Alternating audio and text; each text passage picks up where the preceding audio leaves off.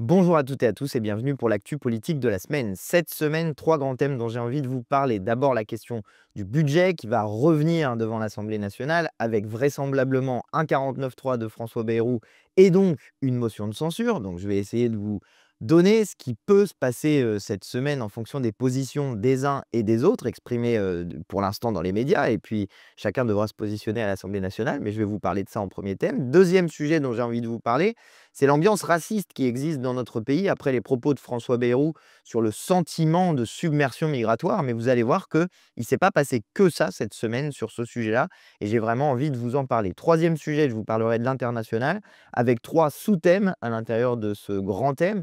D'abord, une décision de Donald Trump qui peut impacter l'ensemble du monde et dont on parle pour l'instant très peu. Ensuite, de la guerre au Congo.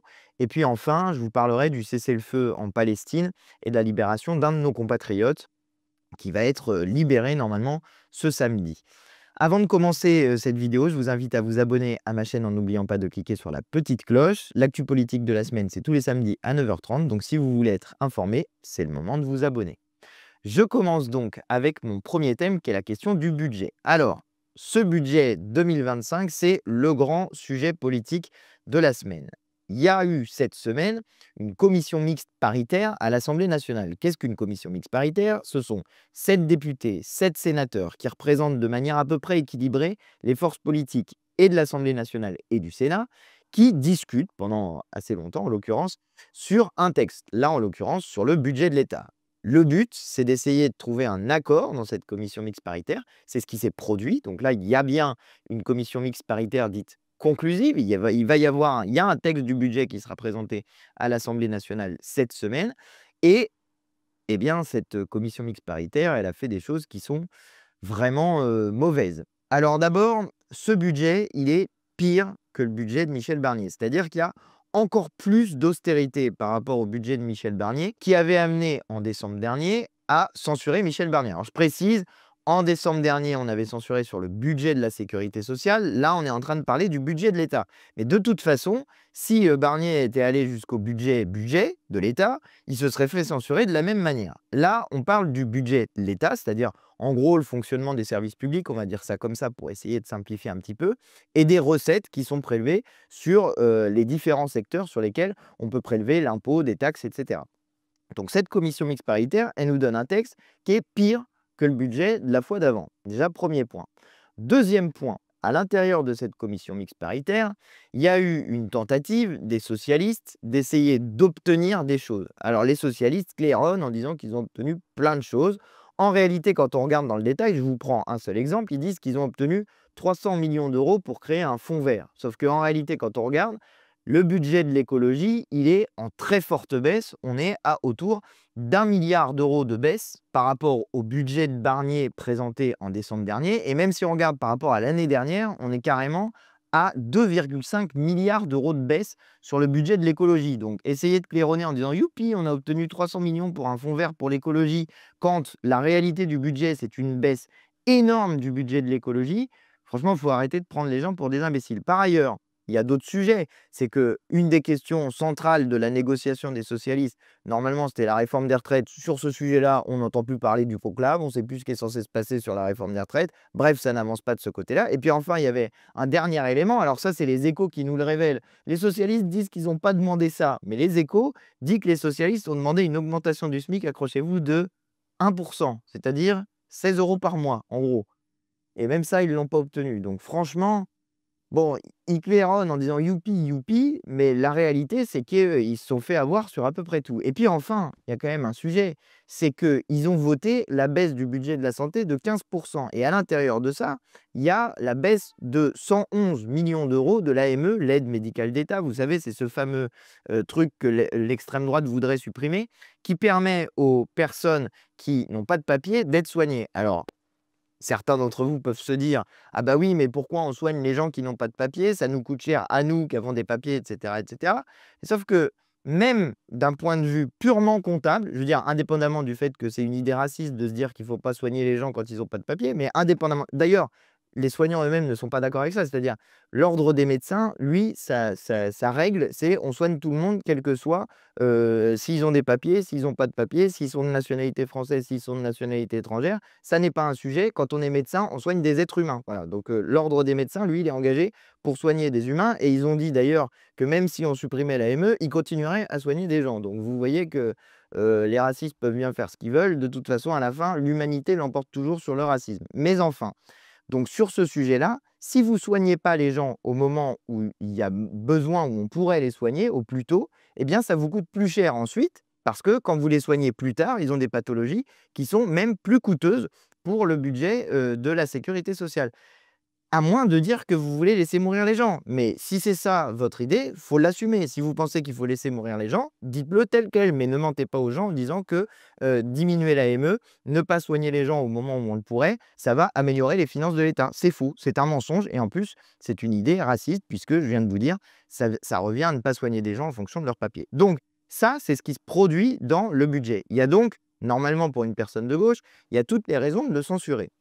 Mais il va se produire un truc assez intéressant, c'est que du côté du Rassemblement national, il y avait monsieur Jean-Philippe Tanguy qui n'arrêtait pas de parler aux médias en disant que ce budget, il était abominable, horrible, que c'était une catastrophe pour les travailleurs, et cetera, et cetera. Sauf que pour l'instant, le Rassemblement national, il n'a pas dit qu'il voulait censurer le gouvernement sur le budget. Donc, voici la situation où on en est à l'issue de cette commission mixte paritaire et ce qui va donc se produire cette semaine. Le budget est nul. Il est pire que celui de Michel Barnier. Du côté des Insoumis, il y a une cohérence implacable. On n'était pas d'accord avec le budget de Barnier, on l'a censuré. On n'est toujours pas d'accord avec le budget de Bayrou.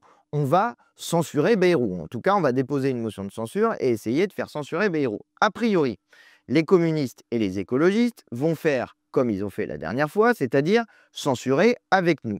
La seule question qui reste posée, dans le cadre de cette utilisation d'un 49.3 par François Bayrou et donc d'une motion de censure inévitable, c'est que fait le Rassemblement national, que font les socialistes. Le Rassemblement national, si on en croit les propos de Jean-Philippe Tanguy, il est censé voter la censure. Oui, sauf que Jean-Philippe Tanguy, il a aussi dit devant les caméras que, bon, en gros, c'était un budget inacceptable, mais qu'à la fin, ce serait Marine Le Pen et Jordan Bardella qui trancheraient. Or, dans les fois précédentes, Marine Le Pen et Jordan Bardella, par souci de responsabilité et de respectabilité, eh bien, ils n'avaient pas censuré au début le budget de Michel Barnier. Ils ont attendu décembre et le dernier moment pour censurer Michel Barnier. Mais il ne faudrait pas oublier que si Michel Barnier a pu gouverner pendant 2 mois, c'est à cause du Rassemblement national qui n'avait pas voté la censure. Donc, le Rassemblement national, il est dans une forme de tension. Parce qu'on voit bien ce qui se passe. Jean-Philippe Tanguy, il est en train d'essayer de tirer vers la censure. Jordan Bardella, qui lui a envie de convaincre les bourgeois, il n'a pas envie de censurer. Et Marine Le Pen au milieu, elle ne sait plus trop quoi faire entre des gens qui sont en train de se battre entre eux. Donc, la situation au Rassemblement national, c'est complètement catastrophique. Plus personne n'y comprend rien. Et on va bien voir ce qu'ils feront la semaine prochaine. Mais il ne faudrait pas les oublier parce que les médias parlent beaucoup du Parti socialiste, censurera-t-il, censurera-t-il pas. Mais enfin, le principal élément, c'est quand même que va faire le Rassemblement national qui prétend être dans l'opposition, mais qui laisse ces gens-là gouverner depuis le début. Et puis donc, il y a une question qui est posée avec le Parti socialiste. De toute évidence, les négociateurs du Parti socialiste, c'est-à-dire M. Boris Vallaud et M. Philippe Brun, pour ceux qui sont à l'Assemblée nationale, ils avaient l'air très contents de ce qu'ils ont prétendument obtenu sur le budget. Ils sont là, arrivés devant les caméras, on a trouvé un accord, c'était dur, c'était pas facile, mais nous, on a un sentiment de responsabilité et donc on a obtenu des miettes pour que les gens puissent manger un tout petit peu. Bon, voilà, donc a priori, du côté de Boris Vallaud et de Philippe Brun, ils n'ont pas très envie de censurer parce qu'ils adorent manger des miettes. Alors un petit peu d'assaisonnement, on peut mettre un petit peu de piment ou je sais pas quoi, comme ça donne un petit peu de goût aux miettes, mais c'est, ce qu'ils ont l'air de défendre. Par contre, il y a des socialistes qui ne sont pas dupes de cette situation-là, qui en plus ne sont pas dupes, et j'y reviendrai dans un instant, mais des propos qui sont tenus, par, François Bayrou, de la circulaire de Bruno Retailleau dont je vous parlais la semaine dernière sur, le non-accès aux personnes sans papier pour régulariser leur situation, qui était donc le sujet de la semaine dernière. Et si ça vous intéresse, vous pouvez regarder la vidéo de la semaine dernière. Mais tout ça, ça met une ambiance où le Parti socialiste, il y en avait 8 qui avaient voté la censure la dernière fois. Là, il y en a beaucoup plus qui ont envie de voter la censure cette fois-ci. Et il va se jouer un moment de décision à l'intérieur du Parti socialiste. Oui ou non, est-ce qu'ils sont dans l'opposition? S'ils sont dans l'opposition, ils votent la censure de ce gouvernement et de ce budget. S'ils ne sont pas dans l'opposition, eh ben, qu'est-ce que vous voulez que je vous dise? Ils accompagnent le gouvernement de François Bayrou. Mais franchement, la responsabilité historique vis-à-vis d'un tel gouvernement, elle est énorme et elle est assez catastrophique. Justement, j'y viens. C'est que ce gouvernement de François Bayrou, ça n'est pas seulement un gouvernement qui fait une politique d'austérité, qui va détruire nos services publics dans la santé, dans l'éducation. Tiens, l'éducation, j'ai oublié de vous en parler, mais quand même, les socialistes disent oui, youpi, on a évité la suppression de 4000 postes, ça coûte 50 millions d'euros, d'accord. Sauf qu'il y a une baisse de 50 millions d'euros de la formation dans le budget de l'éducation nationale, et il y a même une baisse totale du budget de l'éducation nationale de plus de 200 millions d'euros. Donc, youpi, ils ont obtenu 50 millions d'euros, mais pas youpi, ils en ont perdu 250. Bonjour les champions de la négociation.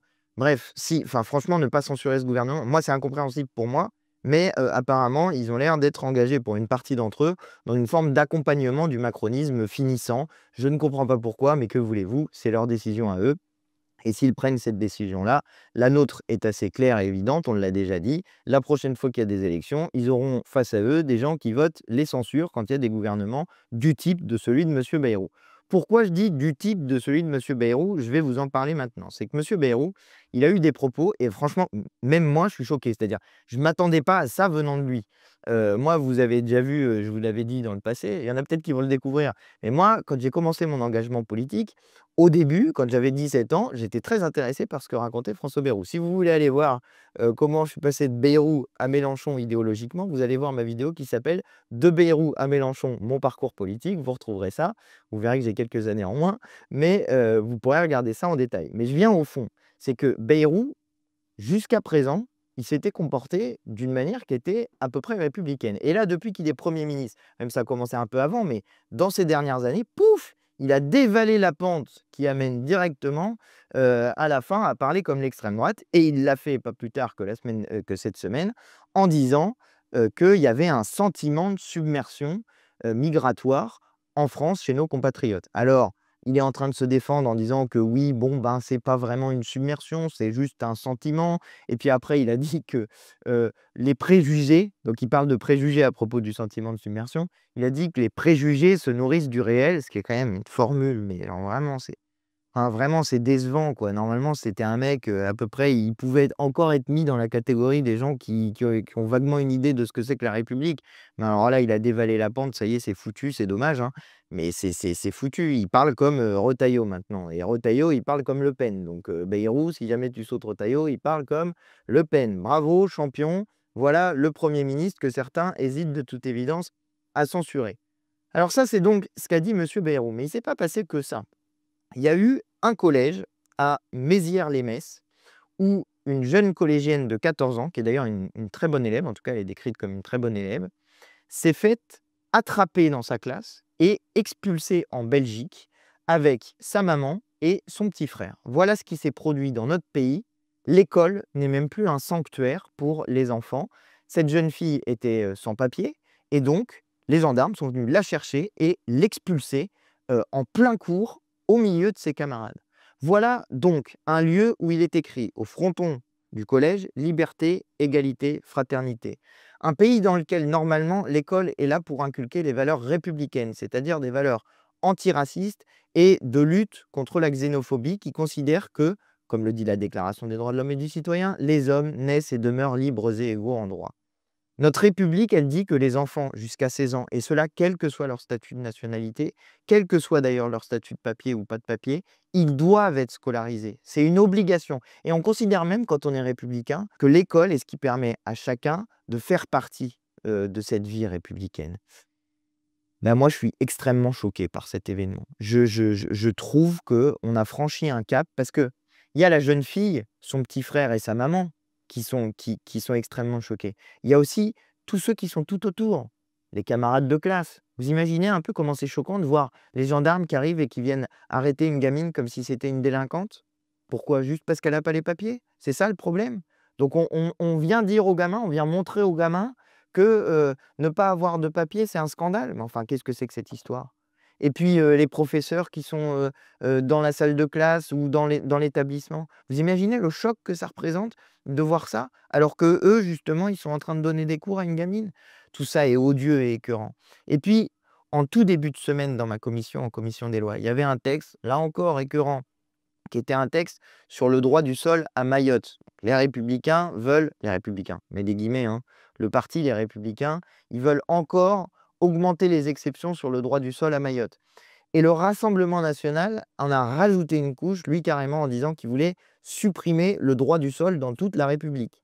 D'accord? Ça veut dire ce qui fait notre identité de Français, ce qui est un élément constitutif de notre identité républicaine, à savoir tu nais en France, boum, t'es français à ta majorité. Eh bien, cet élément-là, il est mis en cause par le Rassemblement national. Alors, il n'y a pas de surprise, c'était dans leur programme, ils l'avaient dit.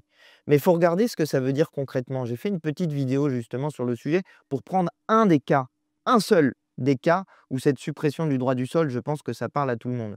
Dans leur amendement visant à supprimer le droit du sol, le Rassemblement national, il disait qu'il voulait supprimer l'article 21-12 du Code civil. Qu'est-ce que c'est que cet article?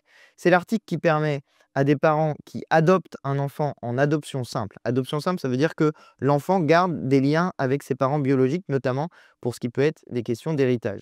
Ça veut dire quand on fait en adoption simple un enfant étranger, eh bien, il ne pourrait plus devenir français, il ne pourrait plus demander la nationalité française dans le laps de temps qui le sépare de ses 18 ans. Vous voyez, c'est vraiment honteux. On adopte un enfant, il ne peut pas devenir français. Mais attendez, ça va plus loin. Cet article 21-12, il permet aussi, lorsqu'on est une famille d'accueil, qu'on accueille un enfant étranger qui est placé par décision de justice, eh bien là non plus, il ne pourrait plus devenir français. Alors même que, d'une certaine manière, la famille d'accueil, elle n'en a rien à faire. Si elle accueille l'enfant, elle a tout à fait envie qu'ensuite il puisse devenir français, rester ici, parce que des liens se tissent quand on accueille un enfant.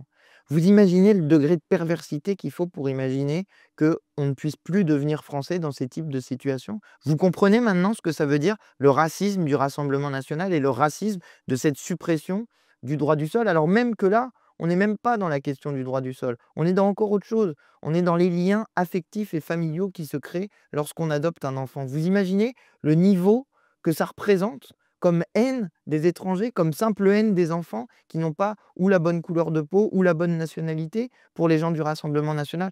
Moi, je suis outré par cette proposition et je vais regarder de très près ce qui va se passer cette semaine parce que cette semaine, le texte sur Mayotte revient.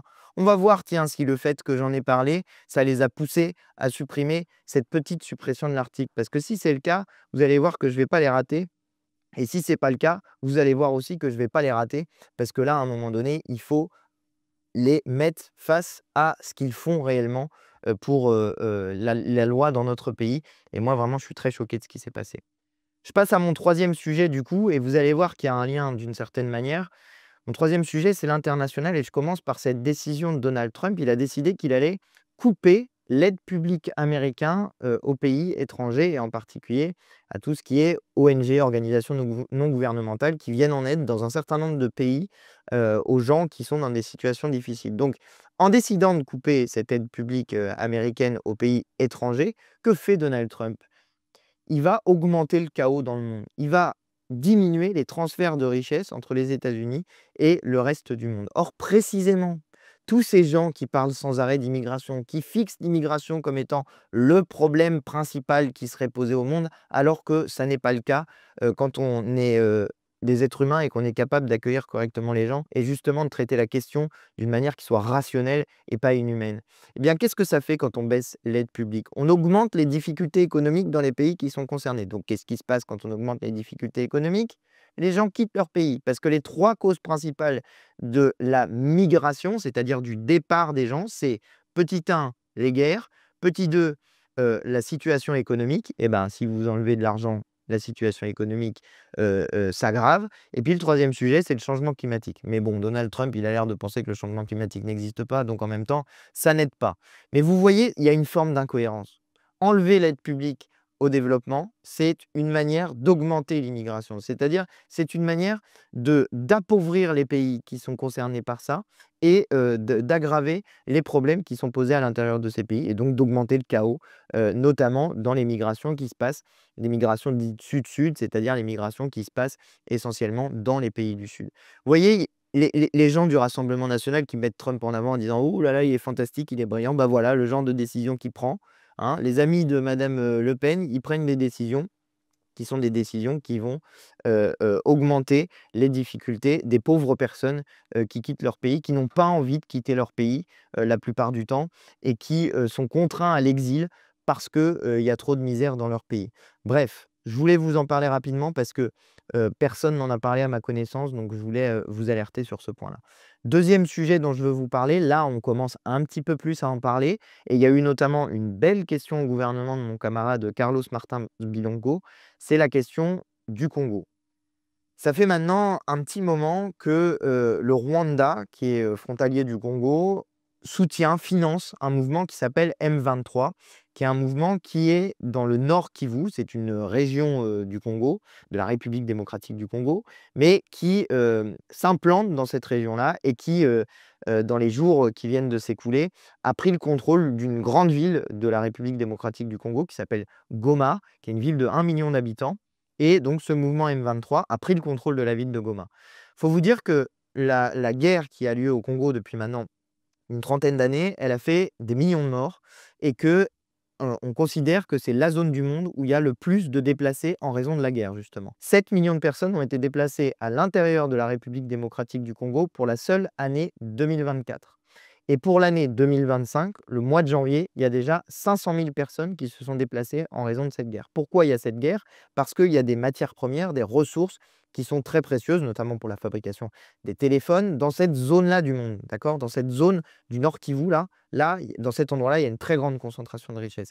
Et c'est précisément la raison pour laquelle le Rwanda est très intéressé par cette zone-là et attaque militairement la République démocratique du Congo. Donc nous, notre devoir, c'est d'être solidaires avec les Congolais qui font face à cette attaque militaire et d'alerter autour de nous, parce que la communauté internationale doit réagir de manière sérieuse, rapide, pour éviter que là encore, on arrive dans une catastrophe humaine, humanitaire, et dans une forme de non-respect du droit international permanente, parce que entre ce qui s'est passé dans la bande de Gaza, entre ce qui se passe en République démocratique du Congo, entre ce que Donald Trump menace de faire sur le Groenland, sur le Panama, sur, le Mexique aussi, puisque maintenant il a des velléités aussi, sur le Mexique. Il a dit qu'il voulait renommer, le golfe du Mexique, le golfe de l'Amérique. Bref, donc si jamais c'est ça l'avenir et puis j'ai oublié l'Ukraine aussi avec, Vladimir Poutine qui a envahi l'Ukraine. Si jamais on laisse faire, sans rien dire, sans jamais parler, quand il y a des franchissements de frontières avec des actes de barbarie militaire, bah alors, chacun ça va être la loi du plus fort. Et précisément le droit international, il est là pour empêcher que ça soit la loi du plus fort, pour que collectivement, avec l'ensemble des nations du monde, eh bien, on essaye de faire en sorte de définir des règles qui évitent que, on en vienne à la fin au recours à la force, à la brutalité, à la violence. Donc c'est très important d'alerter, sur cette guerre qui se passe en République démocratique du Congo, de pointer les responsabilités aussi, de ne pas se cacher derrière son petit doigt et puis d'apporter nos soutiens aux populations qui sont victimes de, ces guerres, de ces déplacements de population parce que, eh bien, c'est notre devoir de solidarité humaine, tout simplement. Enfin, dernier sujet dont je voulais vous parler, il y a donc eu ce cessez-le-feu, à Gaza, alors qui est très fragile parce que j'ai vu tout à l'heure qu'il y avait des attaques qui continuaient, notamment dans le Liban. Alors c'est un cessez-le-feu qui est un cessez-le-feu, global dans cette, zone-là du monde. Il y a le cessez-le-feu avec le Hezbollah, le cessez-le-feu avec le Hamas, donc tout ça est très compliqué. Mais il y a une bonne nouvelle aussi pour nous les Français, c'est qu'un de nos compatriotes qui s'appelle Ofer Calderon devrait normalement être libéré ce samedi au moment où donc je vais publier cette vidéo. C'est une bonne nouvelle pour nous et c'est la démonstration aussi de ce que nous n'avons cessé de répéter depuis le début, c'est que pour obtenir la libération des otages, il fallait qu'il y ait ce cessez-le-feu. Ce cessez-le-feu permet qu'il y ait la libération d'un de nos compatriotes. Et je voudrais rappeler aussi quand même que dans toute cette période-là, il y a eu plusieurs moments où il y a eu des propositions d'accord qui ont capoté parce que Netanyahou, lui, voulait une forme d'anéantissement total de cette bande de Gaza et des habitants de la bande de Gaza et refusait de négocier, y compris parfois au mépris de la vie des otages. Ça a été très fortement critiqué, d'ailleurs en Israël, par des mobilisations d'ampleur contre Netanyahou qui disaient: «Maintenant cessez le feu, on veut la libération des otages». Alors évidemment, dans nos médias en France, on a très peu parlé de ces mobilisations. Il y a eu quelques articles de temps en temps, mais il y a eu très peu de grands sujets sur l'opposition à Netanyahou qui existe en Israël et qui, depuis maintenant un certain temps, demandent justement que le gouvernement israélien avance vers un cessez-le-feu pour permettre cette libération des otages. Écoutez, on va se satisfaire du fait qu'il y a ce cessez-le-feu et espérer qu'il tienne, parce que c'est important que ce cessez-le-feu tienne. Et se féliciter aussi du retour d'un de nos compatriotes de cette situation si difficile qui est celle d'être prise en otage depuis maintenant plus d'un an. Donc, on espère qu'il retrouve rapidement sa famille, ses proches, et je considère que c'est une bonne nouvelle. Voilà les sujets que je voulais aborder avec vous cette semaine. J'espère ne pas avoir fait trop long. Je vous invite à vous abonner à ma chaîne en n'oubliant pas de cliquer sur la petite cloche pour recevoir des notifications. Et je vous informe d'une excellente nouvelle, c'est que juste après avoir tourné cette vidéo-là, je tourne ma foire aux questions. Alors, je vous avais promis ça il y a un mois maintenant. Et ben ça y est, je vais enfin faire la foire aux questions et puis on verra quand on la publiera. Mais au moins, ça sera tourné et on aura ça à disposition. Je vous dis à très bientôt, à la semaine prochaine et n'oubliez pas de vous abonner en n'oubliant pas de cliquer sur la petite cloche. Allez, à la semaine prochaine.